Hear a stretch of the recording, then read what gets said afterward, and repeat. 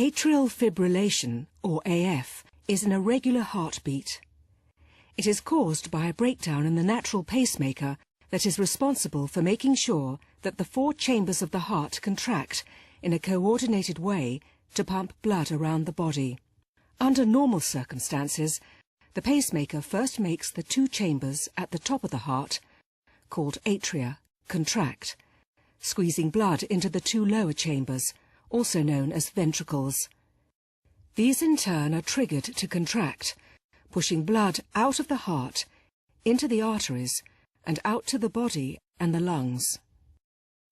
In AF, a malfunction of the pacemaker interrupts this coordinated sequence of contractions, causing the atria to twitch erratically, known as fibrillation, and the ventricles to contract more often and irregularly.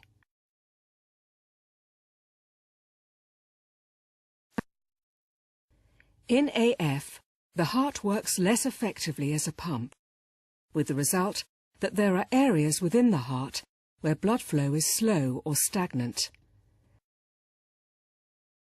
Where this happens, blood clots can form, and these account for the increased risk of stroke associated with AF.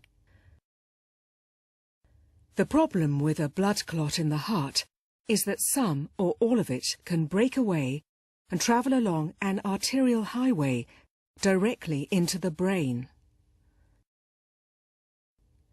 As the blood vessels branch and become ever finer, at some stage the clot or fragment of clot is going to be too large to progress any further and will block the vessel in which it is travelling.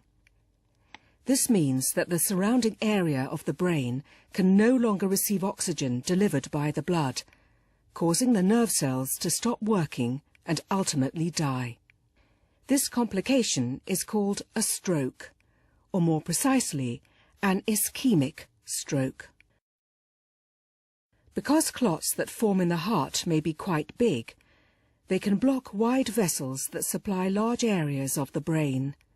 Consequently, strokes arising from AF may often be fatal, or can cause temporary or permanent disabilities, depending on how long the oxygen supply to the brain is interrupted and which part of the brain was affected.